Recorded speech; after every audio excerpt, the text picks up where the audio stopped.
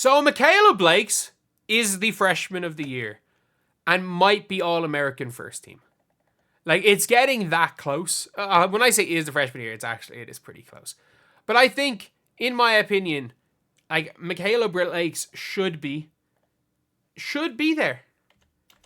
Because we can't just judge freshman of the year by who the best player on UConn or South Carolina is that is a freshman.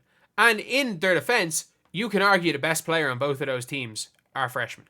Like, for South Carolina, they have been a weird team where they've been okay.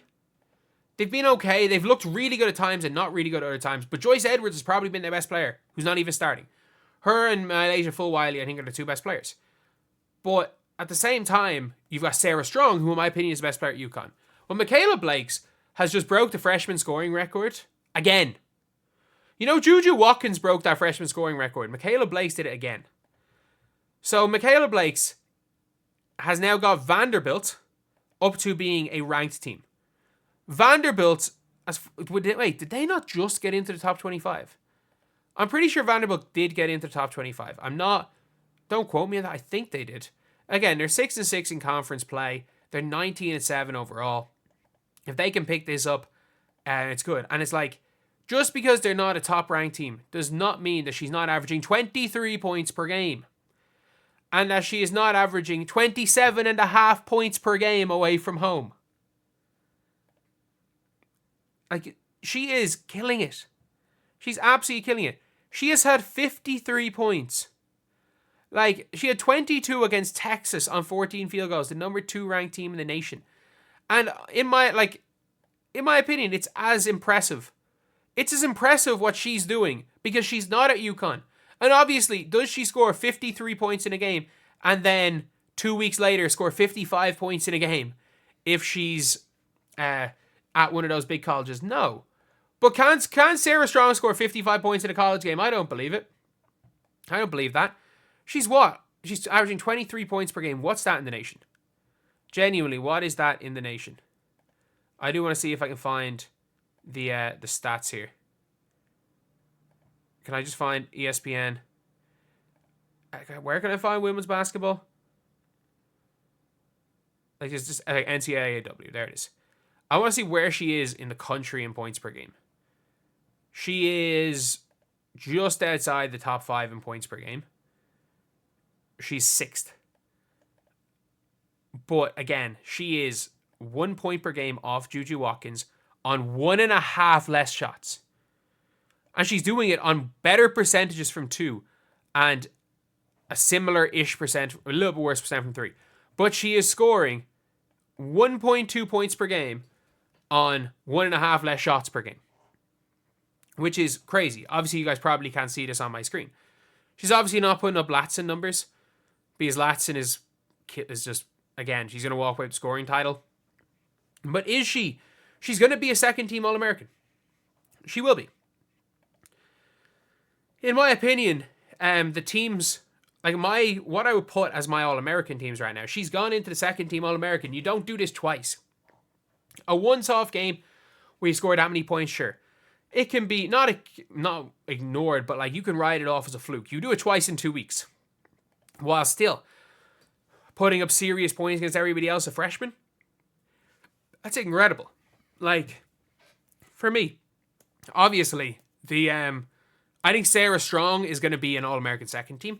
I do think the All-American first team is going to be first. Juju's guaranteed. I think Latson should be. I think Juju and Hidalgo are guaranteed.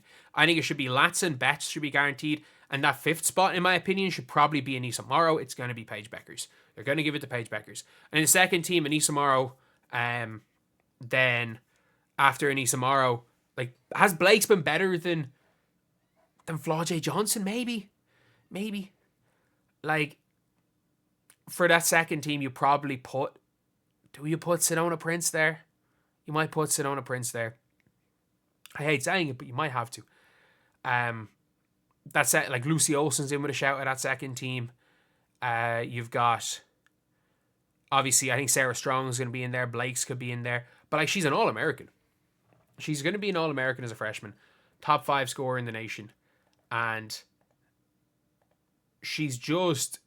It's one of those crazy things where it's like the next couple of draft classes. And it's scary how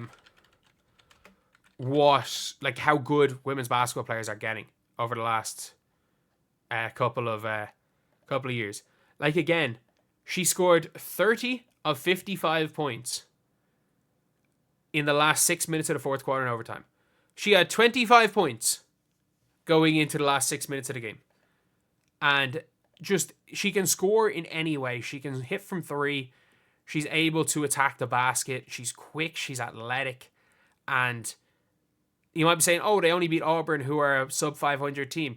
USC needed a big comeback to beat a sub-500 team at the weekend. There's a lot of these good teams in these top conferences. Like the Big Ten is so stacked. But just the way she's going in, the way she's able to finish, like you're seeing these shots where like that again could have very easily been a three on the step back. She's there coming off like that movement off the ball, like that read to come off that second flare screen off the elevator and hitting the three comes easy through contact. No and one called there, but gets it through contact. Takes the contact, finish, scoops in with the left. Step through, score, or brick, comes back, gets it from mid. I thought she'd scored that step through. Jesus, I was like, that would have been so impressive. Easy floater, and it's just the way she's scoring. She scored the 55 in every which way. Like, she did everything. She shot the three, she drove left, she drove right. She did some off-footed layups. She shot a couple from mid. But, yeah, it is one of those things where this is a real player. And you can't say this freshman class does not have real players. Joyce Edwards is a serious player. And I think at least we're now at the time where it's like, don't judge where a player plays, judge the player. It's no longer, oh, they play for UConn, they're automatically better. And like, again, I'm not gonna